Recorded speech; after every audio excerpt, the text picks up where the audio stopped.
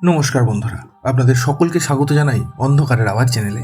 আমাদের আজকের বিশেষ নিবেদন তারানাথ তান্ত্রিকের গল্প নেতাইগড়ের বিভীষিকা। আপনাদের সকলের কাছে অনুরোধ, গল্পটি সম্পূর্ণ শুনুন এবং কেমন লাগলো অবশ্যই আমাদের কমেন্টের মাধ্যমে জানান। তাহলে চলুন শুরু করা যাক তারানাথ তান্ত্রিকের গল্প নেতাইগড়ের বিভীষিকা।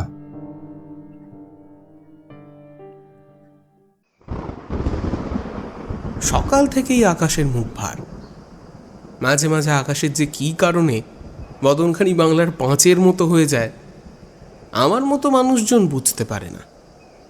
ঠিক যেন মানুষের মন, এই ভালো তো এই খারাপ। হয়তো নির্দিষ্ট কোনো কারণ থাকে না, হয়তো বা থাকে। দিগন্ত বিস্তৃত আকাশের নীলিমাটুকু মুছে গিয়ে কালো কালো মেঘ মন খারাপের জায়গা অধিকার করে। কখনো বা কুণ্ডুলি পাকিয়ে কুকুরের মতো দল বেঁধে থাকে। আচ্ছা, শুধুই কি ওই রৌদ্রোজ্জ্বল নীল আকাশের সৌন্দর্য থাকে? যুবতীর কালো কেশরাশির মতো মেঘেদের থাকে না? তারানাথ প্রায়ই আমাদের বলেন, বুঝলে ছোকরারা, আমাদের নাকের উপরে কপালের নিচে দুটো চোখ থাকে বটে, কিন্তু আমাদের আসল চোখ হলো মন চক্ষু। কোন জিনিস কেমন ভাবে দেখব তা আমাদের মন ঠিক করে দেয়। মন ঠিক করে জিনিসটা ভালো না খারাপ। অর্থাৎ আমরা যা কিছু চাক্ষুষ করি তার প্রেরক হলো মন। তারানাথ যতটা না তান্ত্রিক তার থেকে বেশি দার্শনিক। কিশোরী তো মাঝে মধ্যে বলেই ফেলে, বুঝলেন ঠাকুরমশাই, আপনার ওই গাল গল্পের থেকে আপনার দার্শনিক সত্তাটা আমাদের বেশি ভালো লাগে। আমাদের অন্য রকমের ভাবনার সুযোগ করে দেয়। জীবন দর্শনের মতো জটিল বিষয়গুলো আপনি আমাদের সামনে এত সহজ করে তুলে ধরেন, তার জন্য আলাদা করে আপনার একটা ধন্যবাদ প্রাপ্য। আর সত্যি বলতে কি, আপনার সাথে দেখা না হলে হয়তো জীবনের আসল উদ্দেশ্য কোনোদিনই বোঝা হতো কিনা সন্দেহ। কিশোরীর কথা মনে পড়তেই কেদারা থেকে তড়াক করে লাফিয়ে উঠলাম। অফিস থেকে ফেরার সময় আমাকে বেশ কয়েকবার কানের কাছে এসে ফিসফিস করে কিশোরী বলেছে, অনেকদিন তারানাথের মজলিসে যোগ দেওয়া হয়নি। ঠাকুরমশাই কেমন অভিমানী লোক তা তো তুমি জানো। আজ তো তাড়াতাড়ি অফিস ছুটি হয়ে যাবে, ভাবছি আজ একবার ওখানে গেলে মন্দ হয় না। ঠাকুরমশাইয়ের অভিমান কমবে আর আমাদেরও জমি একখানা গল্প শুনে আসা হবে। কি, তোমার বিকেলে আবার কাজ টাজ নেই তো? কাজ নেই, কিন্তু যদি বৃষ্টি আসে তাহলে। বৃষ্টি আসবে না দেখো। আর হ্যাঁ, এলেই বা কি, কোন বৃষ্টি আমাদের আটকাতে পেরেছে শুনে? আমার তো কাছেই, তুমি না হয় একটা ছাতা মাথায় নিয়ে চলে এসো। আমি মাথা নাড়িয়ে হ্যাঁ বলেছিলাম। সত্যি, অন্য সব কাজে প্রকৃতি আমাদের বাধা হলেও তারানাথের বাড়ি যাওয়া আটকাতে কখনোই পারেনি। তেরি কেটে চুল আঁচড়ে ভদ্র একটা পোশাক গায়ে চাপিয়ে বের হলাম। মেঘ বাবাজি মাঝে মাঝে বাঘের মতো হালুম হালুম করছে, কিন্তু বৃষ্টির কোনো পাত্তা নেই। বলে না, যত গর্জায় তত বর্ষায় না। আজও তেমন একটা দিন, গর্জেই চলেছে, কিন্তু বৃষ্টির ছিটে ফোঁটা নেই। একদিক থেকে সুবিধেই হলো, ছাতা বগলেই চাপা রইল। তারানাথের বাড়ি মঠ লেনের কিছু ভেতরের দিকে। মোড়ের মাথায় তেলে ভাজার দোকান থেকে সিঙাড়া আর ফুলুরি শালপাতার ঠোঙা করে বেশ কয়েকটা নিয়ে নিলাম। তারানাথ বৈঠকখানায় বসে চোখ মুদে গুড় গুড় করে হুঁকো টানছে। একদিকে মেঘের গুরু গুরু শব্দ, অন্যদিকে তারানাথের হুঁকোর শব্দ মিলে মিশে যেন একাকার। তার সাথে তামাকের উগ্র গন্ধ ঘরটার রন্ধ্রে রন্ধ্রে ছড়িয়ে আছে। আলো আবছা ঘরের মধ্যে সাদা সাদা ধোঁয়ার কেন্দ্রস্থলে বিরাজ করছে তারানাথ চক্রবর্তী। আর ধোঁয়াগুলো মনে হচ্ছে আকাশে ভেসে চলা মেঘ। আমি তক্তপোষে উঠে বসলাম। তারানাথ চোখ বন্ধ করে তামাকের মৌজ নেওয়ায় আমি যে তার ঘরে এসেছি এবং তক্তপোষে বসেছি সেটা খেয়াল করেনি, কিন্তু আমাকে অবাক করে দিয়ে চোখ বন্ধ হওয়া অবস্থাতেই বলল, কিশোরী এলো না যে? আমি অবাক হয়ে তাকিয়ে রইলাম তারানাথের দিকে। বৈঠকখানায় প্রবেশ করার সময় মানুষটা একদণ্ডের জন্য হলেও চোখ তো খোলেনি, আর আমিও পা টিপে টিপে তক্তপোষে বসেছি। একটা শব্দও হয়নি। তাহলে কৌতূহল দমন করতে না পেরে জিজ্ঞাসা করলাম, ঠাকুরমশাই, আমি এখানে পৌঁছেছি তা আপনি বুঝতে পারলেন কিভাবে? এখানে আসার সময় তো আপনি চোখ খোলেননি।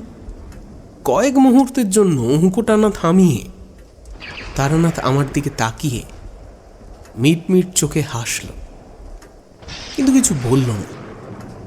আমিও তারানাথের তামাক সেবন শেষ হওয়ার জন্য অপেক্ষা করতে লাগলাম। এরই মধ্যে কিশোরী এসে উপস্থিত হল। এসেই গলাটা একটু চওড়া করে বলল, কি গল্প শুরু হয়ে গেছে নাকি?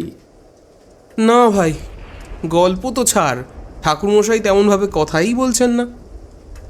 মনে হয় তারানাথের হুঁকোটা না ততক্ষণে শেষ হয়েছে। হুঁকোখানা হাতে নিয়ে তক্তপোষ থেকে নেমে বলল, তামাক সেবনের সময় সেভাবে কথা বলতে নেই। কথা বললে তামাকের মৌজ হারিয়ে যায়। সোদা সোদা গন্ধ, কড়া দাগ এবং গুড়ুক গুড়ুক শব্দ সব মিলিয়ে যে কি একটা আমেজ তৈরি হয় তা তোমাদের বলে বোঝাতে পারবো না। সে যাগে, তোমরা বসো, আমি ভিতর থেকে চা বলে আসি। তারানাথ ভেতরে চলে যেতে তক্তপোষ থেকে নেমে জানলার কাছে গেলাম। কিশোরী আমার হাতে একটা কাচ্চি সিগারেট ধরিয়ে নিজে একটা ফস করে ধরিয়ে নিল। তারপর ধোঁয়া ছাড়তে ছাড়তে বলল,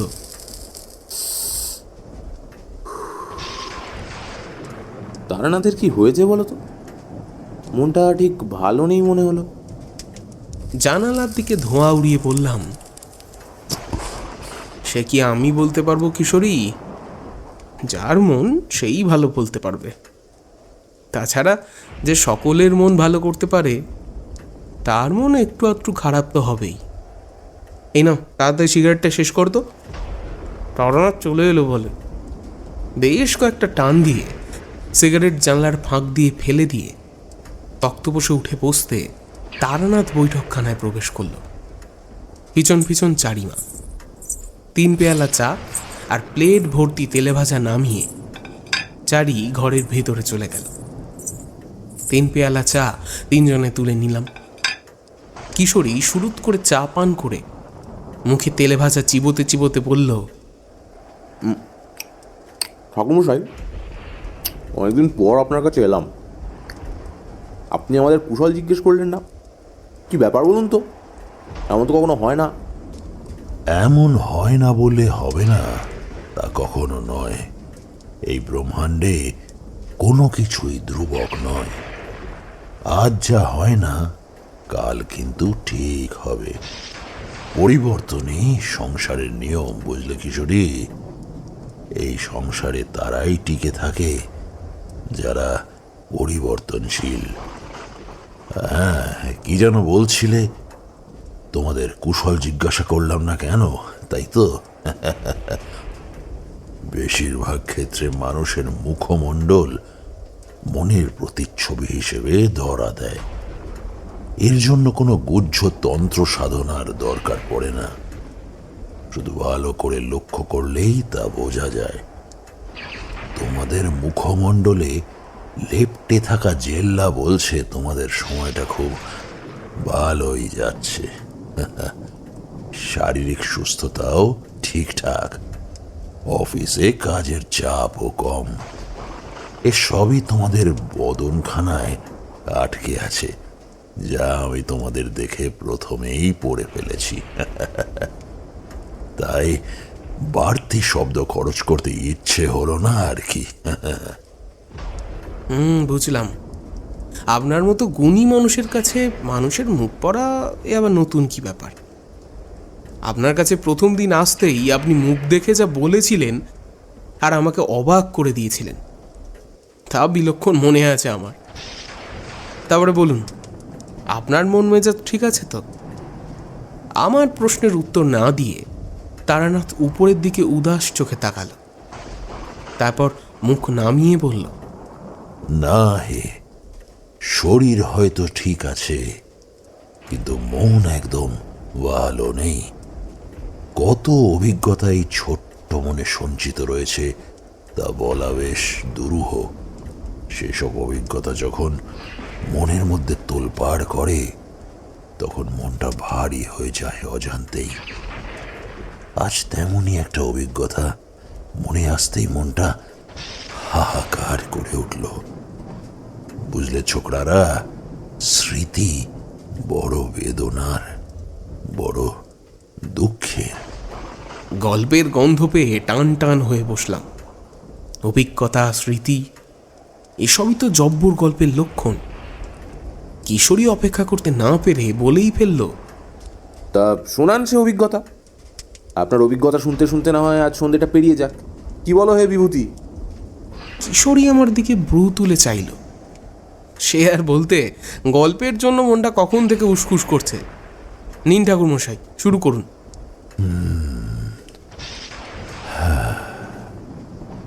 দীর্ঘ নিঃশ্বাস তারানাথের বুকের ভেতর থেকে বেরিয়ে এলো। তারপর দুবার গলা ছেড়ে বলতে শুরু করলো, তখন সবেমাত্র গ্রাম্য জীবন সমাপ্ত করে তোমাদের এই ইট কাঠের শহরে এসে উঠেছি।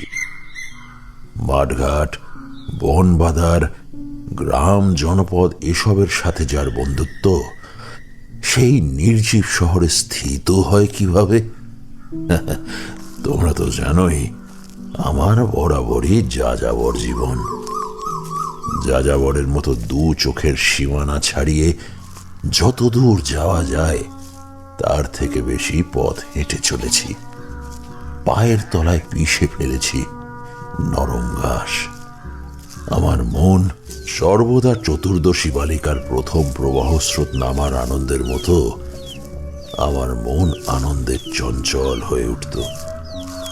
হেমন্তের শিশির মাখা বন, জঙ্গল, প্রান্তর, বাতাসে রৌদ্রের সাথে খেলাতে মেতে ওঠা ঝুমঝুম শব্দ, বাঁশ ছাড়ে নিজেদের গায়ে গায়ে ঘষা লেগে কটকট শব্দ, যৌবনের পর বার্ধক্য নেমে আসা আকাশের দিকে উঁচিয়ে থাকা মরা কাশফুল, ঝোপঝাড়, ফুলকো, এসব দেখতে দেখতে সময় কেটে যেত আমার।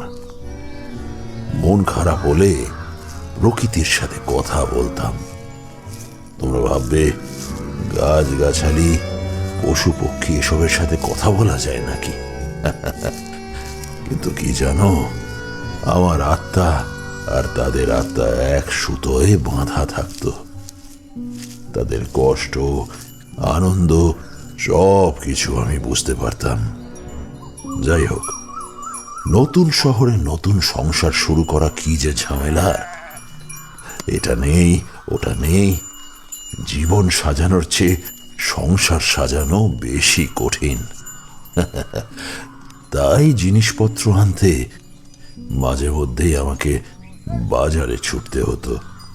হাতের অবস্থাও খুব একটা ভালো ছিল না, তবুও কাল ভৈরবের কৃপাতে বেশ জুটেও যাচ্ছিল সব কিছু। সেদিন বেশ কিছু জিনিসপত্র আনতে বাজারে গেছিলাম। দুহাতে দুটি থলে প্রায় পূর্ণ হতে চলেছে, কিন্তু বাজারে আসা মাত্রই লক্ষ্য করেছিলাম এক জোড়া চোখ আমাকে অনেকক্ষণ ধরে নিরীক্ষণ করছে। প্রথমে পাত্তা দিলাম না তেমন, জিনিসপত্র কেনায় মন দিলাম, কিন্তু সর্বদা দুটি চোখ আমার উপর লেগে থাকার অস্বস্তিটা হচ্ছিল। শুনেছি শহরে চোর ডাকাত বেশি থাকে, টাকা পয়সা না পেলে জিনিসপত্র নিয়ে ভেগে পড়ে। মনে মনে ভয় না পেলেও কেমন যেন একটা হচ্ছিল। তাড়াতাড়ি জিনিসপত্র কিনে বাড়ির পথে পা বাড়ালাম। বাজার থেকে বেরিয়েছি, এমন সময় একটা ভারী গলা পিছন থেকে ডাকলো আমায়। আপনি তারানাথ চক্রবর্তী না? নিজের নাম ধরে কেউ ডাকলে থামতেই হয়। পিছন ফিরে তাকালাম। এতক্ষণ যে তীক্ষ্ণ চক্ষুদ্বয় আমাকে লক্ষ্য করছিল, তার মালিককে আবিষ্কার করলাম। না, চোর ডাকাত দেখে মনে হলো না। বেশ ভদ্রস্থ চেহারা, পরনে পাট করে ধুতি পরা, খয়েরি পাঞ্জাবি পরা মানুষটার বয়স কমপক্ষে 50-52 তো হবেই। চোখ ভিতরে ঢুকে গেলেও দেহের স্থূলতা কমেনি। ভদ্রলোক আবার জিজ্ঞেস করলেন, আপনি তারানাথ চক্রবর্তী তো? আগে আমি তারানাথ। কি ব্যাপার বলুন? আগে আপনার খোঁজ করতে করতে এত দূর চলে এসেছি। বিশেষ দরকার ছিল আপনার সাথে। আপনার মূল্যবান সময়ের কিছুটা সময় যদি আমাকে দেন, তাহলে আপনার নিকট কৃতজ্ঞ থাকব। হ্যাঁ, বলুন। কিন্তু সব কথা তো এভাবে দাঁড়িয়ে বলা যাবে না। তেমন গুরুতর ব্যাপার হলে আপনি আমার বাড়ি গিয়ে বলতে পারেন। আমার কথায় লোকটা এক মুহূর্ত ভাবল, বলল, বেশ গুরুতর সমস্যা নিয়েই আপনার কাছে এসেছি। এদিকে আমার হাতে অত সময় নেই। আপনি যদি দয়া করে ওই সামনের বেঞ্চিটায় বসে আমার কথাগুলো একটু শোনেন। বাজারে ঢোকার মুখে একটা সবুজ রঙের কাঠের বেঞ্চি ছিল। আমি আর ভদ্রলোক সেখানে গিয়ে বসলাম। সেদিন ব্যবসা গরম ছিল। ভদ্রলোক পুরো দস্তুর, ঘেমে নিয়ে একাকার। সাদা গোফের আড়ালে গাম চিকচিক করছিল। ভদ্রলোক বলতে শুরু করলেন, আগে আমার নাম মনিরঞ্জন মহাপাত্র, বর্ধমানের নেতাইনগর জমিদারের খাস নায়েব মশাই। আপনি হয়তো নেতাইনগরের নাম শুনে থাকবেন। বড়ই সুন্দর গা আমাদের, মাঠ ভরা ধান, জল ভরা মাছ, বহু গাছপালা, শাকসবজি, ফলমূল, কোনো কিছুরই অভাব নেই। গাঁয়ের লোকেদের সুখেরও অন্ত ছিল না। আমাদের জমিদার উদয় শঙ্কর খাসনবিশ খুব ভালো মানুষ, যাকে মাটির মানুষ হিসেবে আখ্যা দিলেও মন্দ হয় না। প্রজাদের দুঃখ কষ্ট উনি একদম নিতে পারেন না। প্রজারাও এমন জমিদার মশাই পেয়ে একেবারে খুশি।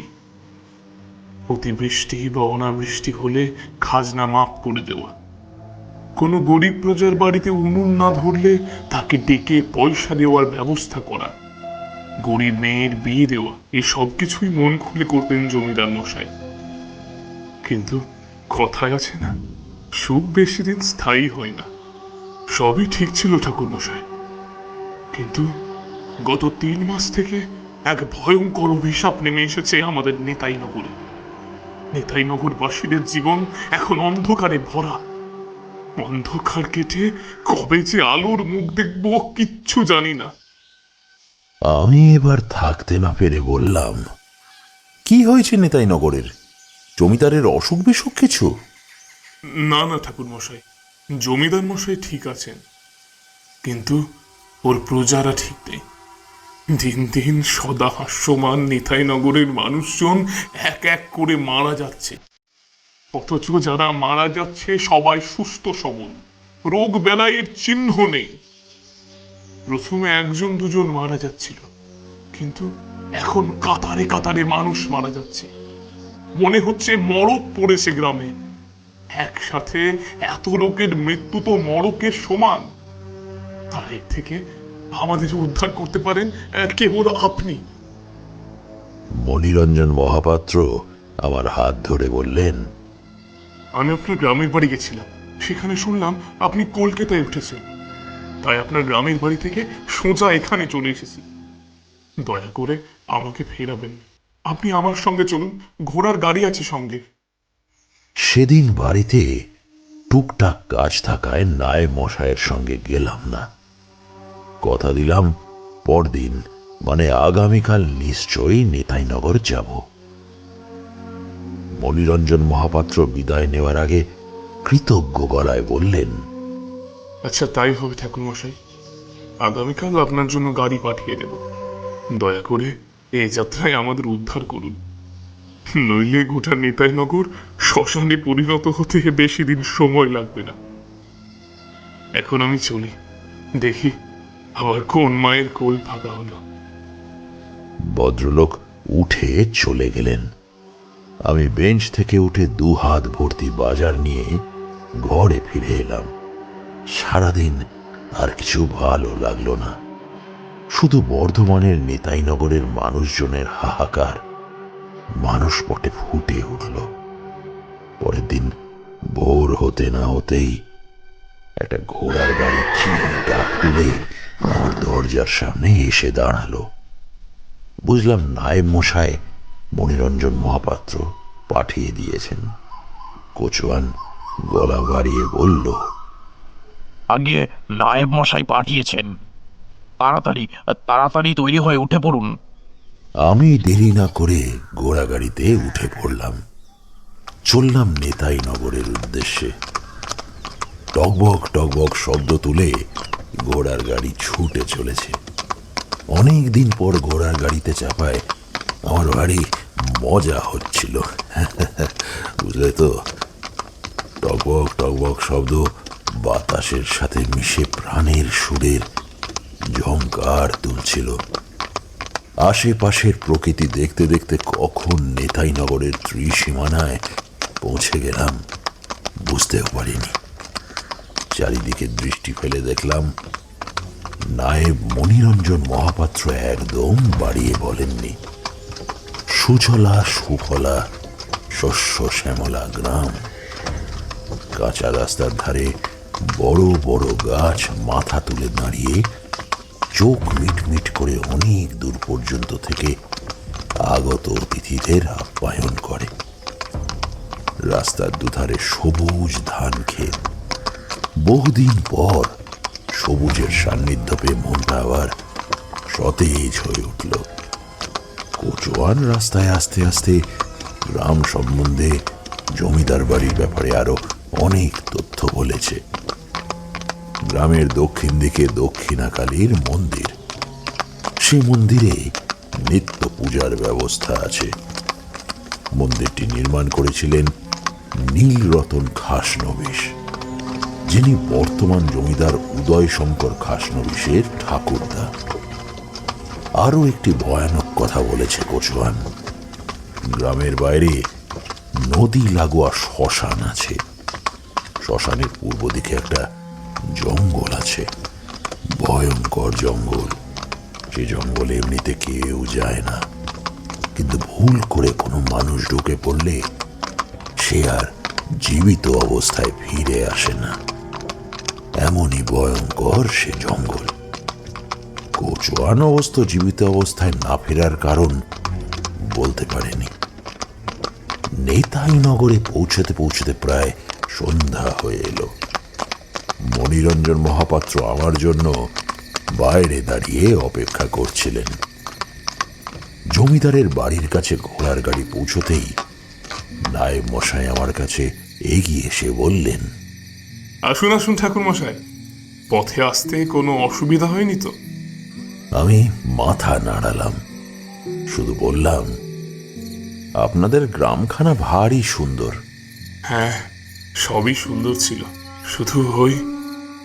নায়েব মশাই কথা বলতে গিয়েও গিলে ফেললেন। চলুন চলুন, ভেতরে চলুন, অনেকটা পথ এসেছেন, বিশ্রাম নেবেন, চলুন। জমিদার বাড়ির ভেতরে পা দিতে গিয়েই চমকে উঠলাম। এক মুহূর্ত চোখ বন্ধ করে যা দেখলাম তাতে রীতিমতো শিউরে ওঠার জোগাড়। দেখলাম ভয়ঙ্কর অশুভ শক্তি এই গ্রামটাকে ঘিরে রয়েছে। কালো কালো চাপ চাপ অন্ধকারের অদৃশ্য বলয় ঘিরে আছে গ্রামখানিকে। কি হলো, থেমে গেলেন কেন? আসুন। হ্যাঁ হ্যাঁ, চলুন। আমাকে জমিদার বাড়ির ভেতরে নিয়ে গেলেন মনিরঞ্জন মহাপাত্র। কি এলাহি ব্যবস্থা জমিদার বাড়ির অন্দরমহলে! এই পা ধোয়ার জল নিয়ে আসে, তো পা মুছে দেওয়ার জন্য গামছা নিয়ে আসে। আমি সব দেখে শুনে বললাম, নায়েব মশাই, আমি এসবে অভ্যস্ত নই একেবারে। আমি সাদাসিধে জীবনযাপন করি। যদি কিছু মনে না করেন, আশা করব আপনি বা আপনার জমিদার আমার অভ্যেস নষ্ট করবেন না। যেমন আজ্ঞা ঠাকুর মশাই। এই তোরা যা এখন। নায়েব মশাই কর্মচারীদের চলে যেতে বললেন। তারপর আমাকে বিশ্রাম কক্ষে নিয়ে যেতে যেতে বললেন, জমিদার মশাই আপনার সাক্ষাৎ পাওয়ার জন্য একেবারে উতলা হয়ে পড়েছেন। বারবার আপনার আগমনের সংবাদ নিচ্ছিলেন। বিশ্রাম কক্ষে আপনার জন্য অপেক্ষা করছেন। চলুন, আপনাকে দেখে খুব খুশি হবেন। আমরা বিশ্রাম কক্ষের দিকে এগোচ্ছি, এমন সময় এক পেয়াদা ছুটতে ছুটতে এসে আমাদের সামনে দাঁড়ালো। কৃষ্ণকায় চেহারার পেয়াদা রীতিমতো হাঁপাচ্ছে। নিঃশ্বাস নিতে নিতে বলল, নায়মশাই, আবার সর্বনাশ হয়ে গেছে। এবার মাথা নিয়ে পালিয়েছে।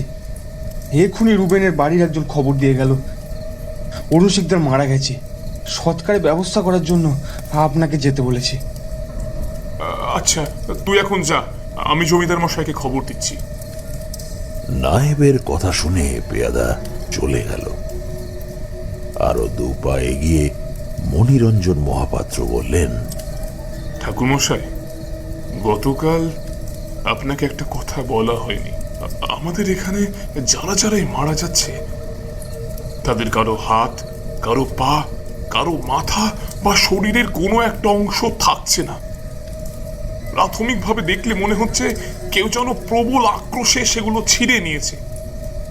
মনে হচ্ছে দৈত্য বা দানবের কাজ। কিন্তু আজ পর্যন্ত এত লোক মারা গেল, অথচ কে যে মানুষগুলোকে হত্যা করছে কেউ দেখতে পায়নি। মৃতের দেহটা একবার দেখা দরকার।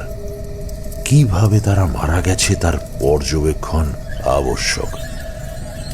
নায়েব মশাইকে বললাম, যদি সম্ভব হয় আমি কি একবার মৃত ব্যক্তিটিকে দেখতে পারি?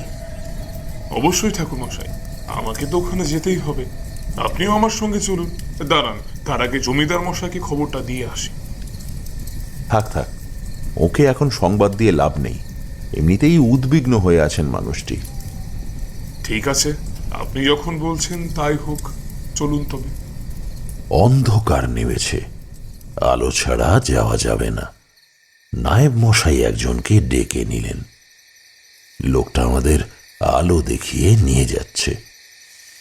জমিদার বাড়ি থেকে বেরিয়ে সামনে কিছু রাস্তা ধরে এগিয়ে বাঁদিকের বড় পুকুরটা বেরিয়েই অরুণ শিকদারের বাড়ি।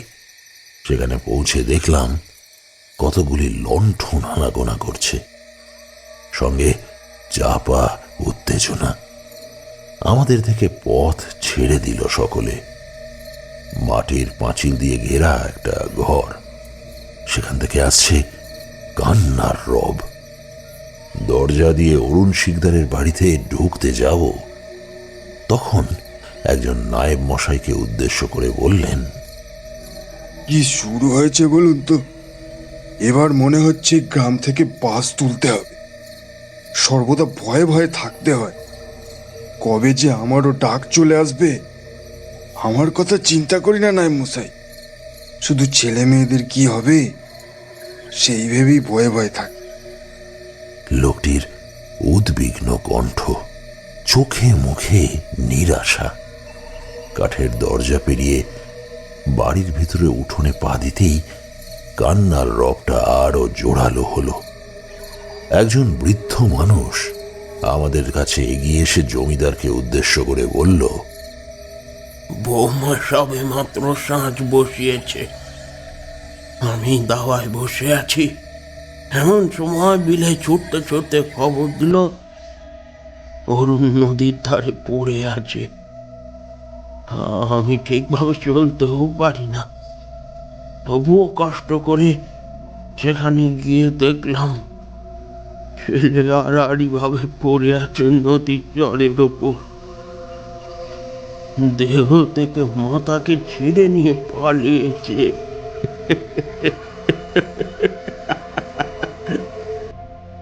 শেষ কথাটি বলার সময় বৃদ্ধ কান্নায় ফেটে পড়ল। নায়েব মশাই বৃদ্ধকে সান্ত্বনা দেবার চেষ্টা করলেন। মণিরঞ্জন মহাপাত্রেরও গলা ধরে এসেছে। মৃতদেহ উঠোনে শোয়ানো আছে। আমি মুখের ঢাকা সরিয়ে দিতে বললাম। একজন লোক উঁচু করে আলো তুলে ধরল। ধরের উপর মাথা নেই, গলাটা থকথক করছে লাল তরলে। নায়েব মশাই আমার কাছে এগিয়ে এসে বললেন, কিছু বুঝলেন ঠাকুর মশাই? অরুণ এই পরিবারের একমাত্র রোজগারের মানুষ ছিল। দুটি মেয়ে রয়েছে, বৃদ্ধ বাবা রয়েছে। সংসারটা এবার ভেসে যাবে মনে হচ্ছে। আর কত ঘর শূন্য হবে বলুন তো? আমি ওদের পই পই করে বলেছিলাম নদীর ধারে একা একা না যেতে, কিন্তু কেউ শোনে না আমার কথা। কিছু একটা করুন ঠাকুর মশাই। আমি চাই না এই গ্রামের আর কোনো ক্ষতি হোক। আমি মৃতদেহটা ভালো করে লক্ষ্য করছি। নায়েবের কথার উত্তর দিলাম না। দুটি ছোট ছোট মেয়ে মৃতদেহর পায়ের কাছে লুটিয়ে পড়ে কাঁদছে। খুব মায়া হলো মেয়ে দুটোর উপর। আহা, এই বয়সে পিতৃহীন। আমার বুকের ভিতরটা শূন্য হয়ে উঠল। সান্ত্বনা দেওয়ার ভাষা আমার জানা ছিল না, তাই বাধ্য হয়ে চোখ সরিয়ে নিতে হলো সেখান থেকে। মৃতদেহ সৎকারের জন্য নিয়ে যাওয়া হলো। নায়েব মশাই সব বুঝিয়ে দিলেন। অরুণের ঘর থেকে আমরা জমিদার বাড়িতে ফিরে এলাম। চাকর বাকরের আধিক্যে জমিদার বাড়িতে চাপা কোলাহল সব সময়ই থাকে, কিন্তু নেতাই নগরের এই জমিদার বাড়িটা শান্ত, অযথা উত্তেজনা নেই। এক অদ্ভুত নিরালা প্রশান্তি ছড়িয়ে আছে যেন সমগ্র বাড়ি জুড়ে। জমিদার বাড়ির পিছনে বাঁশ ঝাড়, পাতা চড়ে খসখস শব্দে পাতা ঝরার আওয়াজ আসছে। ঝিঝি পোকারা করুণ সুরে গান শুরু করেছে। এবারে জমিদার মশাইয়ের সাথে আলাপ হলো। নায়েব মশাই ভুল বলেননি। একেবারে মাটির মানুষ এই উদয় শঙ্কর খাসনবিশ। উঁচু পেটানো চেহারার মানুষটার গলায় যেন শরতের স্নিগ্ধতা বসানো আছে, নম্র ভদ্র কথাবার্তা। আমি মানুষটির ব্যবহারে বেশ খুশি হলাম। বললেন, ঠাকুরমশাই, আমার এই সোনার গ্রামখানাকে আপনি রক্ষা করুন। আমি অসহায়, নিরুপায়ও বলতে পারেন। কোথা থেকে যে কি হচ্ছে কিছু বুঝে উঠতে পারছি না।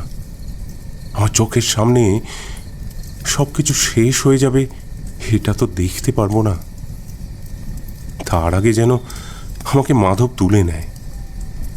জমিদারের গলায় বাষ্প জমেছে। আমি তাকে সান্ত্বনা দেওয়ার জন্য বললাম, আপনি চিন্তা করবেন না। আমি যখন এসে পৌঁছেছি তখন কাল ভৈরবের কৃপায় কিছু একটা করে যেতে নিশ্চয়ই পারব। দয়া করে এই বিপদের সময় মনোবল ভাঙবেন না। এখন প্রজাদের প্রয়োজন আপনাকে।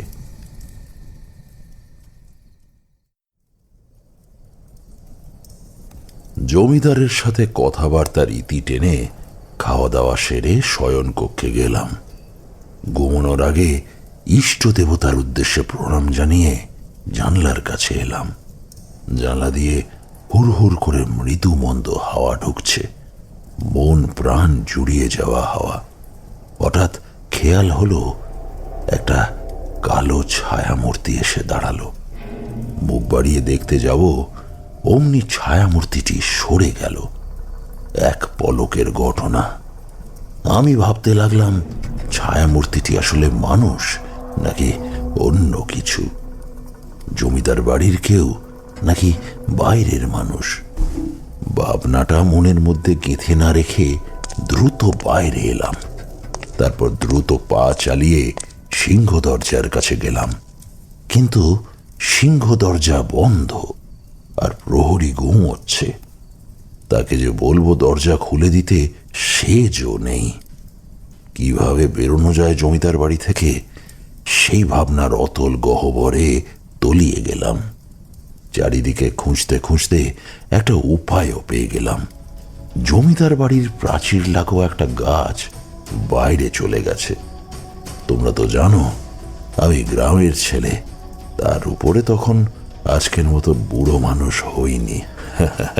তাই গাছে চাপতে কোনো অসুবিধা হলো না।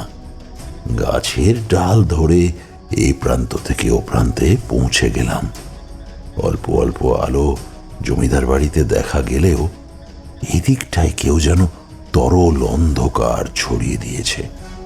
ঠিক করে কিছু বোঝা যাচ্ছে না। জমিদার বাড়িতে অসংখ্য ঘর। আমি যে ঘরটায় ছিলাম তার জানলার অবস্থান নির্ণয় করা বেশ কঠিন হয়ে পড়ল। তবু একটা আন্দাজ করে চললাম পশ্চিম দিক বরাবর। এদিকটাই বাঁশ বন। বাতাসে খসখস পাতা ঝরার শব্দ হচ্ছে। আমার পায়ে পাতা মারানোর ফলে খচমচ শব্দ হচ্ছে। ঘন বাঁশবন, এগোতে পারছি না ঠিক মতো। কঞ্চিগুলো বারবার মুখে আঘাত করছে। আমি সেসব উপেক্ষা করে এগিয়ে চললাম। আন্দাজ মতো আমি যে ঘরে ছিলাম তার নিচে এলাম। ঠিক তখনই ছায়ামূর্তিটির দেখা মিলল, কিন্তু সেবারেও তৎক্ষণাৎ বাঁশ ঝাড়ের আড়ালে লুকিয়ে গেল ছায়ামূর্তিটি। আমি সেদিকে দৌড়ে গেলাম, আবার দৃশ্যমান হলো, পরের মুহূর্তে আবার মিলিয়ে গেল। এইভাবে বেশ কিছুক্ষণ বাঁশবনের লুকোচুরি করে বাঁশবন থেকে বেরিয়ে গেল ছায়ামূর্তিটি। বাঁশবন থেকে বেরিয়ে যেতেই আমিও পিছু নিলাম তার। অন্ধকার রাত্রির মায়া বড়ই মায়াময়। কত কি নিকষ তরল অন্ধকারে ঘটে চলে তা বলে বোঝানো মুশকিল। ছায়ামূর্তির পিছন পিছন ছুটে চললাম দুনির্বার গতিতে। জমিদার বাড়ি, জনপথ, পথঘাট ছাড়িয়ে পৌঁছলাম বিস্তীর্ণ ক্ষেত্রে। এতক্ষণ মধ্য গগনের বাঁকা চাঁদটা অল্প অল্প করে আমাকে পথ দেখাচ্ছিল, তা যেন হঠাৎ আলোর ঘনত্ব বাড়িয়ে দিয়েছে। কিন্তু কি অদ্ভুত, এত আলো তো আজ থাকার কথা নয়। এক অসম্ভব আলোর দুনিয়ায় প্রবেশ করেছি যেন। চারিদিক হঠাৎ যেন আলোর বন্যায় ডুবে গেল। ফসল কাটা ফাঁকা জমি, মেঠো পথ পেরিয়ে আমার সামনে ছায়ামূর্তিটি যে কখন অনেকটা দূরে চলে গিয়েছে খেয়াল করিনি। শিশির ভেজা আলপথ মারিয়ে দ্রুত পা চালিয়ে পিছু নিচ্ছি। অমোঘ টানে এগিয়ে চলেছি। আমি যে তার পিছন পিছন চলেছি ছায়ামূর্তিটি তা বুঝতে পারছে, তবুও ঘাড় গড়িয়ে সেটুকু দেখার অবকাশ নেই। এইভাবে চলতে চলতে একসময় শ্মশান ভূমিতে এসে পৌঁছলাম। যে রূপলি আলো চারিদিক ঘিরে ছিল আর যাকে কেন্দ্র করে শুভ্র কুয়াশা আকাশে পাক খেতে খেতে উঠে গেছিল হাহাকারের সাথে, তারাও যেন হঠাৎ করে হারিয়ে গেল। এক অদ্ভুত নীলচে অন্ধকারে ভরে গেল চরাচর। তোমরা হয়তো বলবে, অন্ধকারের রং কালোই হয়, নীল কিভাবে সম্ভব? কিন্তু কি জানো, এই জগতে এমন কিছু ঘটে যা আমরা খালি চোখে সবসময় দেখতে পাই না। বিশেষ ক্ষেত্রে, বিশেষ পরিস্থিতিতে দেখতে পাওয়া যায়। যেমন সেদিন নেতাইনগরের শ্মশান ভূমিতে দেখা গেছিল। চারদিক অন্ধকারে আচ্ছন্ন থাকার ফলে আমি ছায়ামূর্তিটি আর দেখতে পেলাম না। বদলে শুনতে পেলাম আকাশে মুখ তুলে শেয়াল কুকুরের মরা কান্না। রাত পাখি পথ করতে করতে মাথার উপরে বিভৎস শব্দ করে উড়ে যাচ্ছে। রাতের বেলায় শ্মশানের চেহারা যে কি ভয়ানক হয়! শ্মশানে মুহূর্তের মধ্যে কেমন বিভ্রান্ত হয়ে পড়লাম। কিছুক্ষণের মধ্যেই বিভ্রান্তি কাটিয়ে দেখলাম শ্মশানের মাঝে একটা চিতা দিক দিক করে জ্বলছে, কিন্তু তার আগুন এতটাই কম যে পারিপার্শ্বিক কিছু বোঝা যাচ্ছে না। আন্দাজ করলাম যে লাশটিকে আমি কিছুক্ষণ আগে দেখে এলাম সেটাই হয়তো সদ্গতি লাভ করেছে, কিন্তু আশেপাশে কোনো কাঠুরে দেখতে পেলাম না। আমি ধীরে ধীরে চিতার কাছে এগিয়ে গেলাম, আর তখন পূব দিকে দৃষ্টি ফেলতে চমকে উঠলাম। একটা আলো কয়েক মুহূর্তের জন্য জ্বলে নিভে গেল। আমি দ্বিতীয়বার আলো জ্বলবার জন্য অপেক্ষা করতে লাগলাম, কিন্তু সময় চলে যায় আর সবুজাবো আলোর দেখা মিলল না। কোচওয়ান আমাকে বলেছিল শ্মশান লাগোয়া নদীর ওপারে নাকি ভয়ানক কিছু একটা আছে, কেউ সেখানে যায় না, আর যদি ভুল করে কখন কেউ সেখানে যায় সে আর নাকি ফিরে আসে না। এদিকে আমার মনের মধ্যে কে যেন অনবরত বলে চলেছে, তারানাথ ভয় পাস না, তোর যাবতীয় উত্তর ওখানেই লুকিয়ে রয়েছে, এগিয়ে যা তুই। কিন্তু অন্ধকারের ঘনত্ব এতটাই বেশি, এক পাও এগোনো যাচ্ছে না। আমি চিতা থেকে লালচে আঁচ আছে এমন একটা কাঠ তুলে নিলাম, তারপর বাতাসে দুবার পাক খাওয়াতেই সেটা জ্বলে উঠল। আমি যেখানে দাঁড়িয়েছিলাম তার থেকে মাত্র 10 হাত দূরত্বে নদী। কতটা জল আছে বুঝতে পারলাম না। নদীর দিকে এগিয়ে চললাম। কাছে যেতেই দেখলাম সাপের মতো পড়ে আছে তার দেহখানি, যৌবন হারিয়ে কঙ্কাল সার। জল খুব বেশি নেই। হাঁটু জল পেরিয়ে নদী পার হলাম, তবে আশ্চর্য ঠেকল অন্য জায়গায়, বুঝলে। নদীর ওপারে কুকুর, শেয়াল বা বাতাসে ঘূর্ণির আওয়াজ থাকলেও এদিকটায় কোনো শব্দ নেই। সব কেমন যেন চুপচাপ। নীরব শুনশান পরিবেশে শব্দব্রহ্মের অস্তিত্বটুকু নেই। নদীর এই সীমানায় বিস্তীর্ণ জঙ্গল, নিরাশার মতো উঁচু উঁচু গাছ অন্ধকার মেঘে দাঁড়িয়ে। পায়ের তৈরি সংকীর্ণ পথে জঙ্গলের মধ্যে প্রবেশ করলাম। পায়ের তলায় দুর্বাঘাস মারিয়ে কুয়াশার পথ ভেদ করে পৌঁছলাম আরো গভীর জঙ্গলে। বড় বড় গাছপালা সাদা কুয়াশা আর কালো অন্ধকার মেঘে দৈত্যের মতো মাথা উঁচু করে দাঁড়িয়ে। কালো আকাশের নিচে হাওয়ার মাঝে মাঝে মাথা দোলাচ্ছে তারা। একসময় দুর্বাঘাস বদলে পায়ের তলায় চলে এলো শুকনো পাতা। শুকনো পাতার উপর খচমচ শব্দ তুলিয়ে এগিয়ে চলেছি আমি অজানার উদ্দেশ্যে।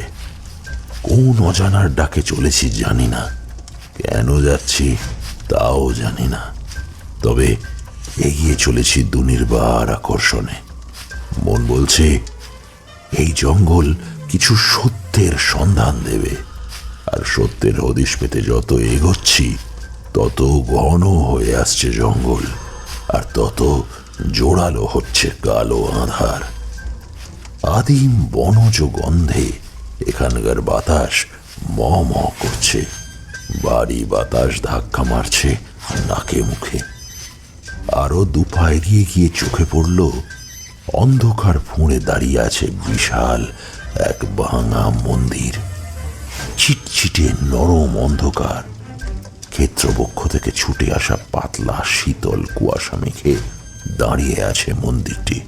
মন্দিরের চূড়ো নেই, অথবা থাকলেও কালের গর্ভে বিলীন হয়ে গেছে।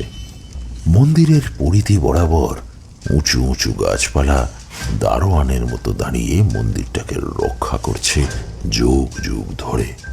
মন্দিরের প্রবেশ করার অন্য কোনো দরজা নেই। আমি ধীরে ধীরে মন্দিরের মধ্যে প্রবেশ করলাম। মন্দিরের গর্ভগৃহে এত অদ্ভুত পচা গন্ধ ছড়িয়ে আছে যে আমার নাকে বারবার আঘাত করছে। তমসাবৃত এই মন্দিরের গর্ভগৃহে কি তাহলে কোনো দেবতা থাকে না? বহুদিন যাবৎ কি তাহলে এই মন্দির পরিত্যক্ত অবস্থায় পড়ে রয়েছে?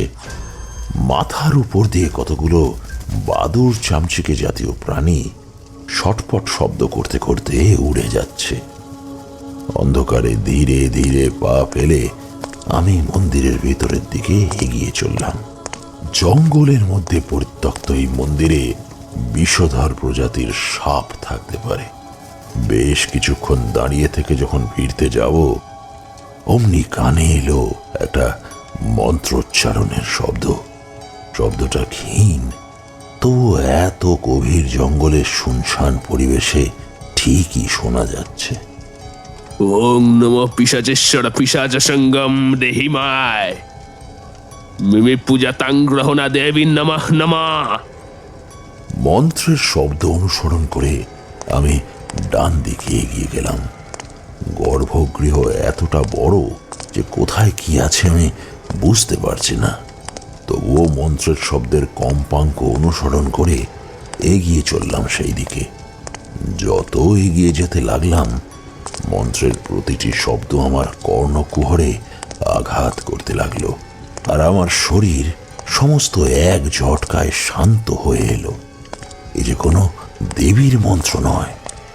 তমগুণ সম্পন্ন কে বিরাজ করে তাহলে এখানে?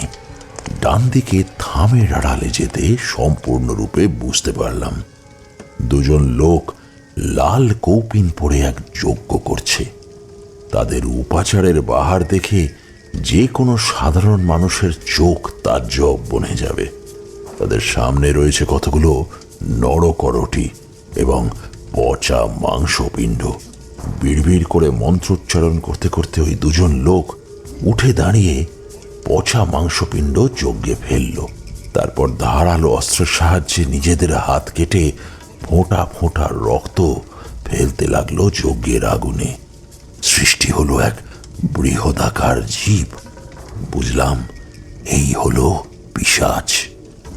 এই লোকগুলো তাহলে পিশাচ সাধনায় মেতে উঠেছে।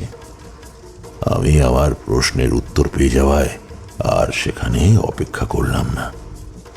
ভোরের আলো ফুটে উঠতেই আমি আবার পা দিলাম নেতাইনগরে। নরম আলোয় ফুটে উঠেছে পৃথিবী।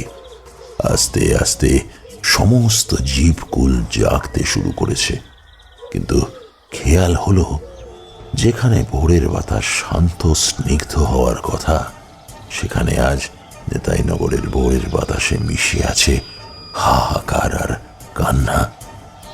কতগুলো মানুষের শোকার্ত আর্তনাদ বাতাসে পাক খাচ্ছে। আমি তখন শ্মশান ছাড়িয়ে জমিদার বাড়ির কাছাকাছি পৌঁছেছি। চারিদিকে মানুষজন ছোটাছুটি করছে। আমি কাছে যেতেই ব্যাপারটা পরিষ্কার হলো। কতগুলি দেহ সাদা কাপড়ে ঢাকা। নায়েব মশাই আমাকে দেখে এগিয়ে এসে বললেন, ঠাকুর মশাই, আপনি সারা রাত কোথায় ছিলেন? এদিকে নেতাইনগরের সর্বনাশ হয়ে গেছে। আজ একজন নয়, দুজন নয়, কমপক্ষে 10 জন মানুষের প্রাণ কেড়ে নিয়েছে। ওই দেখুন, ওই দেখুন। নায়েব মশাই একটা লাশের দিকে আঙুল দেখালেন। আমি সাদা কাপড়ে ঢাকা একটা লাশের দিকে এগিয়ে গেলাম। কাপড় সরিয়ে দেখলাম মৃতদেহের ডান পাশটা কেউ খুবলে নিয়ে গেছে। মণিরঞ্জন মহাপাত্র বললেন, এই গত রাত্রে আমাদের আলো দেখিয়ে অরুণ শিকদারের বাড়ি নিয়ে গেছিল। এরকম আরো 9 জনের মৃত্যু হয়েছে ঠাকুর মশাই। কিভাবে হলো? সঠিকভাবে কেউ কিছু বলতে পারছে না, তবে কেউ কেউ বলছে বিশাল আকৃতির এক প্রাণী নাকি রাত্রি 3য় প্রহরে এসে তাণ্ডব চালিয়েছে। এবার কিছু একটা করুন ঠাকুর মশাই, এভাবে মৃত্যুর স্রোত আর নেওয়া যাচ্ছে না। জঙ্গলের মধ্যে ঘটা সমস্ত ঘটনা খুলে বললাম। সব শুনে নায়েব মশাই থরথর করে কাঁপতে লাগলেন। বললেন, এ তো ভয়ানক ব্যাপার। না না, শুধু ভয়ঙ্কর নয়, ভয়ঙ্করও। নেতাইনগরের আশেপাশে এমন পিশাচ সাধনা হয়, সেটাই আপনাদের আগে খোঁজ নেওয়া দরকার ছিল। যাই হোক, এখন যতগুলো মানুষ বেঁচে আছে তাদেরকে রক্ষা করতে হবে। সমস্ত গ্রামকে আমি বেঁধে দিলাম, কিন্তু আমি জানি এই বন্ধন সাময়িক। বন্ধন কেটে গেলে আবার পিশাচ গ্রামে ঢুকে লণ্ডভণ্ড করে দেবে। এর মধ্যেই আমাকে যাবতীয় কাজ সমাপ্ত করতে হবে। তোমরা কি জানো, পিশাচ সাধনা সব থেকে কঠিন সাধনা? পিশাচ সর্বদা সাধকের অধীনে থাকলেও একটা সময়ের পর যখন সে সাধকের প্রতি বিরাগভাজন হয়ে পড়ে, তখন সে সাধককেই হত্যা করে। আমি স্থির করলাম এই জিনিসটাকেই কাজে লাগাবো, অর্থাৎ কাঁটা দিয়ে কাঁটা তোলা যাকে বলে। তার আগে জানতে হবে যে দুজন ওই গভীর জঙ্গলের ভয়ঙ্কর পিশাচ সাধনা করছে তারা আসলে কে, কি তাদের পরিচয়, আর কেনই বা তারা নেতাইনগরকে ধ্বংসের জন্য বেছে নিয়েছে। তবে কি পুরনো কোনো শত্রুতা রয়েছে নেতাইনগরের প্রতি? আমি এসব নায়েব মনিরঞ্জন মহাপাত্রকে জিজ্ঞেস করতেই তিনি বললেন, ঠাকুরমশাই, আপনার প্রশ্নের উত্তর হয়তো জমিদার মশাই দিতে পারবেন। চলুন জমিদার মশাইয়ের কাছে। জমিদার মশাই উঠোনে পায়চারি করছিলেন। আমাদের দেখে বললেন, নিজেকে আর শান্ত রাখা যাচ্ছে না ঠাকুরমশাই। এতগুলো মানুষ এভাবে চলে গেল, নিজেকে বড় অপরাধী মনে হচ্ছে। তারপর নায়েব মশাইকে উদ্দেশ্য করে বললেন, আপনি সবার সৎকারের ব্যবস্থা করুন, আমি এই দিকটা দেখছি। নায়েব মনিরঞ্জন চলে যেতেই গত রাতের সমস্ত ঘটনা খুলে বলে নেতাইনগরের উপর কারোর শত্রুভাব আছে কিনা জিজ্ঞেস করতেই তিনি বললেন, শত্রু থাকা অস্বাভাবিক কিছু নয় ঠাকুরমশাই। বেশ কয়েক বছর আগেকার কথা। তখন আমার বাবা সদ্গতি লাভ করেছেন, আর যাবতীয় জমিদারি আমার কাঁধে এসে পড়েছে। জমিদারি নিজের মাথার উপর তুলে নেওয়ার পর আমার একটাই লক্ষ্য ছিল, প্রজাদের সুখে দুঃখে তাদের সাথ দেওয়া। প্রজাদের কোথাও যাতে কষ্ট না হয় সেই দিকটাও লক্ষ্য করা ছিল আমার একমাত্র উদ্দেশ্য। নিজের বাবা বলে বলছি না ঠাকুরমশাই, আমার বাবা ছিলেন অত্যন্ত অত্যাচারী মানুষ। শুধু অত্যাচারী ছিলেন না, অত্যাচারী মানুষদের মদত দিতেন। ঠিক সময়ে পরিমাণ মতো খাজনা দিতে না পারলে প্রজাদের ওপর কি পরিমাণ অত্যাচার হতো আমি বলে বোঝাতে পারবো না। কিন্তু আমি ছিলাম প্রথম থেকেই বিপরীত প্রকৃতির মানুষ। ছোটবেলায় মাকে হারিয়েছিলাম, একজন দাইমার কাছে মানুষ হয়েছিলাম। দাইমার বাড়িতে মাঝে মাঝে যাওয়ার ফলে সাধারণ মানুষের কষ্ট, দুঃখ, দৈন্যতা প্রভৃতি জিনিস আমি সঠিকভাবে অনুধাবন করতে পেরেছিলাম। কিন্তু এ তো গেল একটা দিক। হঠাৎ করে নেতাইনগরের অবস্থা পাল্টে দেওয়ার জন্য কিছু কিছু মানুষ বিরাগভাজন হলো আমার প্রতি। তার মধ্যে জমিদারের বাড়ির অন্তঃস্থিত কিছু লোক সর্বপ্রথম আমার বিরুদ্ধে সোচ্চার হয়ে উঠলেন। আর তার মধ্যে ছিল আমার দুই খুল্লতাত। তারাও সর্বদা নেশায় মশগুল হয়ে অযথা মোহন নষ্ট করত, প্রজাদের বাড়ির মেয়ে বউকে তুলে নিয়ে অত্যাচার করত। আমি তাদের নিষেধ করলে তারা শোনেনি, উল্টে অত্যাচারের পরিমাণ বৃদ্ধি করেছিল। শেষমেশ কঠিন হয়েছিলাম। খুল্লতাত, দয়া করে আপনারা যা করছেন অবিলম্বে তা বন্ধ করুন। প্রজারা এতে আপনাদের প্রতি বিরূপ ভাব পোষণ করছেন, আর যদি আপনারা নিষেধ না শোনেন আমি ভুলে যাব রক্তের সম্পর্ক। আপনাদের চিরবন্দি করতে আমার মন একবারের জন্যও কাঁপবে না। আমার কথা ঠিকভাবে নেয়নি তারা। বিদ্রুপ করে বলেছিলেন, দুদিনকার ছেলে হয়ে জমিদারিত্ব ফলাচ্ছিস? তোর বাবা আমাদের কোনোদিন কিছু বলেনি, যা করতে চেয়েছি তাই দিয়েছে। তাই বলছি, তুই নিজের দিকটা দেখ আর আমাদের কাজে বাধা দিস না। তোমরা যা করছো তা অন্যায়, এই অন্যায় মেনে নেওয়া যায় না। আমার জমিদারিত্ব কেড়ে নেওয়ার জন্য হুঁশিয়ারি দিয়েছিল দুই খুল্লতাত। প্রথমেই আমি জমিদারি ভাগ বন্টন করে দিতে চেয়েছিলাম, কিন্তু তারা সেসবের পক্ষপাতী ছিল না। এদিকে আমি জানতাম যেসব প্রজারা এই দুজন জমিদারের অধীনে থাকবে তাদের অবস্থা কেমন হবে। সেক্ষেত্রে আমাকে কঠিন হতেই হয়েছিল। অনেক অনুনয় বিনয়ের পরেও যখন তারা তাদের নিজেদের অবস্থা থেকে এক চুলও নড়ল না, তখন আমি কড়া পদক্ষেপে তাদের গ্রাম থেকে বিতাড়িত করেছিলাম। কিন্তু সেদিন সামান্য ভুল হয়ে গিয়েছিল ঠাকুরমশাই। সেই ভুল না করলে আজ নেতাইনগরের এমন দশা হতো না। আমাদের খুল্লতাত সামান্য তন্ত্র মন্ত্র জানতেন। গ্রাম ছাড়ার আগে হুঁশিয়ারি দিয়েছিলেন নেতাইনগর নাকি শেষ করে দেবে। আমি সেদিন খুল্লতাদের কথায় গুরুত্ব দিইনি, আর আজ তারই ফল। ঠাকুরমশাই, এখন নিজেকে অপরাধী মনে হচ্ছে।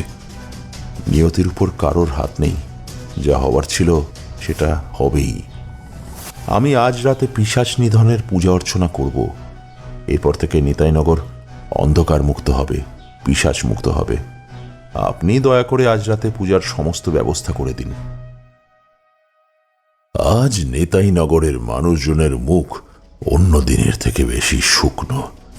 হ্যাঁ, পূজার সামগ্রী জোগাড় করতে করতে কেটে গেল সারাদিন। দিনের আলো নিভে অন্ধকারের চাদরে নেতাইনগরকে ঘিরে ফেলার সঙ্গে সঙ্গে আমি মায়ের পুজোয় বসলাম। জমিদার বাড়ির পশ্চিম সীমান্তে বড় দিঘির পাড়ে পুজোর আয়োজন করা হয়েছে। পিশাচ বধের জন্য পূজা পদ্ধতির বিশেষ রীতিনীতি অবলম্বন করতে হয়। বহু রকমের উপকরণ দরকার পড়ে এই পূজায়। নায়েব মশাই সমস্ত উপকরণ জোগাড় করেছেন, একটুও খুঁত রাখেননি। এসবের বাইরেও পিশাচ বধের জন্য পুরোহিতকে বিশেষ সাবধানতা অবলম্বন করতে হয়। একটু এদিক ওদিক হয়েছে তো বিপদের সীমা পরিসীমা থাকবে না। শুধু তাই নয়, পুরোহিতের প্রাণ সংশয় ঘটতে পারে এক্ষেত্রে। নিজের প্রাণের প্রতি মায়া আমার কোনো দিনই ছিল না। সর্বদা মানুষজনের হিত কিভাবে করা যায় তাই ভাবতাম। সেদিনও আমি চাইছিলাম আমার যা হবার হোক, তবুও যেন এই নেতাইনগর রক্ষা পাক অন্ধকারের গ্রাস থেকে, চিরতরে মুক্তি ঘটুক পিশাচের হাত থেকে। আমার ডান দিকে বসে রয়েছেন জমিদার মশাই ও বাম দিকে কিছুটা দূরে বসে রয়েছেন নায়েব মশাই। উভয়ের চোখে মুখে আতঙ্কের ছাপ স্পষ্ট। গৌর অমাবস্যার মতো ছায়া লেপ্টে আছে উভয়েরই মুখে। তারই মধ্যে জমিদার মশাইয়ের মুখ শুকিয়ে পাংশুটে হয়ে গেছে। এমন দয়ালু জমিদারের মুখের দিকে তাকিয়ে আমার ভেতরটা হু হু করে উঠল। মনে মনে সংকল্প নিলাম, যেমন করেই হোক পিশাচগুলোকে নিধন করব। শুধু তাই নয়, পিশাচগুলোকে যারা সৃষ্টি করেছে তাদেরও ধ্বংস হবে এই মহাযজ্ঞের মহাপুজোর দ্বারা। এই দুরাচারী তান্ত্রিকগণ যতই শক্তিশালী হোক না কেন, যেহেতু কোনো পুণ্য শক্তিকে তারা কাজে লাগায়নি, তারা নিম্নাচারী তান্ত্রিক, তাই তাদের বিনাশ অবশ্যম্ভাবী। কথাগুলো যত সহজে বললাম, বিষয়টা তত সহজ ছিল না। হ্যাঁ, কেউ যাতে যজ্ঞের বা পুজোর ব্যাঘাত ঘটাতে না পারে সেজন্য জমিদার মশাই 10-12 জন লেঠেল দিয়ে চারিদিকটা ঘিরে রেখেছিলেন। পূজার প্রাথমিক ক্রিয়া সমাপ্ত করে যজ্ঞে আগুন নিক্ষেপ করতেই হু হু করে জ্বলে উঠল আগুনের লেলিহান শিখা। আকাশ স্পর্শ করার স্পর্ধা দেখাচ্ছে যেন। কিছু উপকরণ যজ্ঞে নিক্ষিপ্ত করতেই আগুনের রং ধীরে ধীরে পাল্টে গেল। হলদেটে থেকে সবুজাভ রং ধারণ করল কিছুক্ষণের মধ্যেই। আগুনের রং পরিবর্তন করা দেখে বুঝলাম আমার যজ্ঞ অর্চনা ঠিক পথে এগোচ্ছে। এক অনন্ত পূজায় অনন্ত যজ্ঞে মেতে উঠলাম আমি। চারিদিকে মৌন হয়ে আছে জমিদার মশাই, নায়েব মশাই। লেঠেলরা আমার দিকে এক দৃষ্টে তাকিয়ে আছে, অথচ তাদের মুখেও একটিও কথা নেই। রাত্রির প্রহর বয়ে চলার সঙ্গে সঙ্গে আমার পূজা পাঠ অনন্তর দিকে এগোতে লাগলো।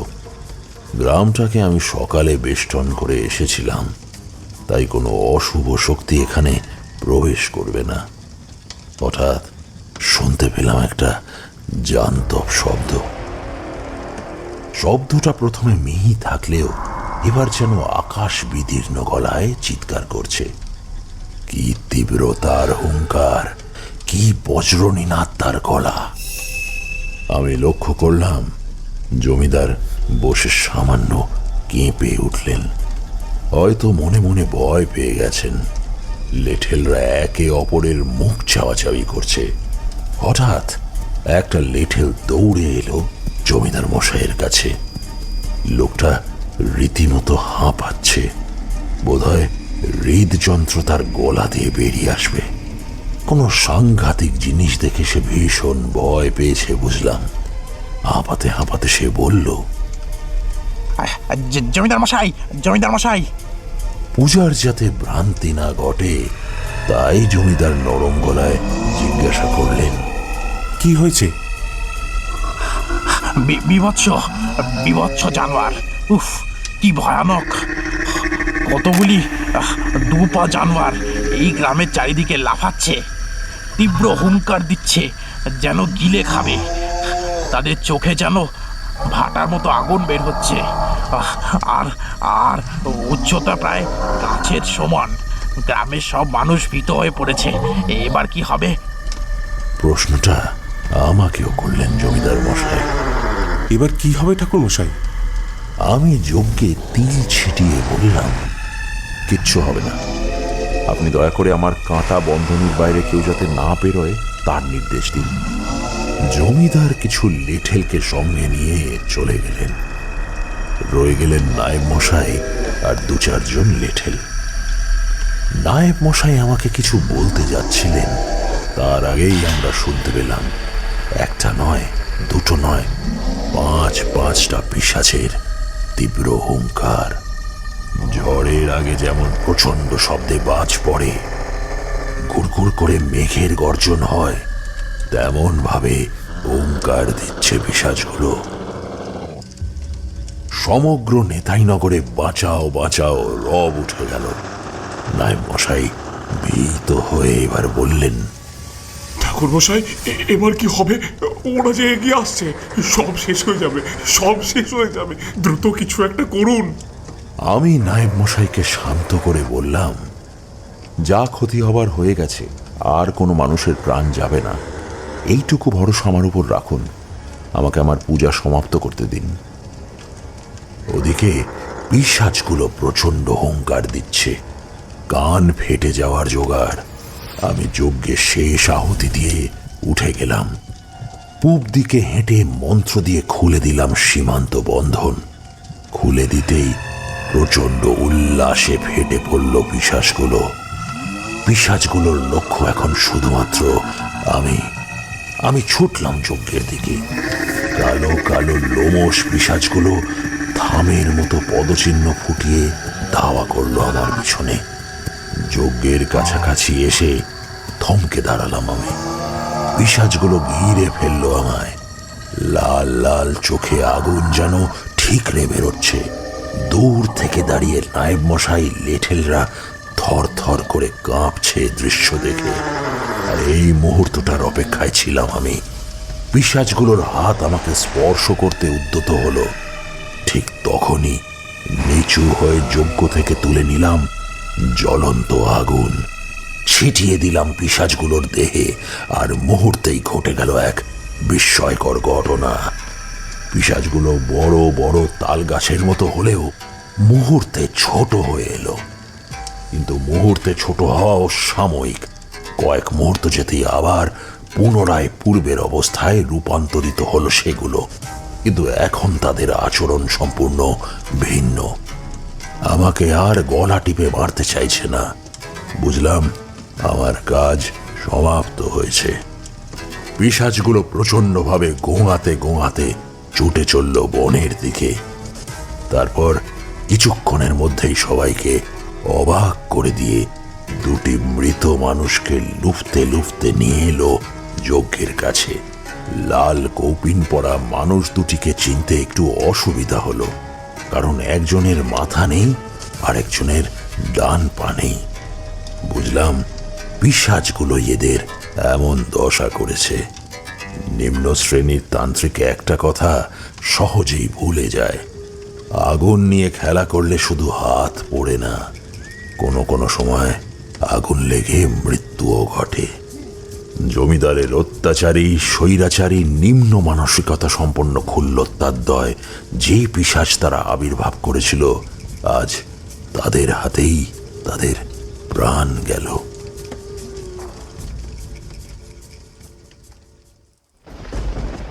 তারানাথের গল্প বলা শেষ হলো।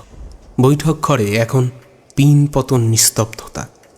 এমন ভয়ানক গল্প শুনতে শুনতে হাত পা পুরো ঘেমে গিয়েছে। নীরবতা ঠেলে কিশোরী জিজ্ঞেস করলো, তারপর কি হয়েছিল ঠাকুরমশাই? যজ্ঞের ছাই পিশাচগুলোর দেহে ছিটিয়ে দিতেই এক এক করে তারা নিধন হলো। সমস্ত গ্রামে ফিরে এলো খুশির হাওয়া। জমিদার মশাই ও নায়েব মশাই স্বস্তির নিঃশ্বাস ফেললেন অবশেষে।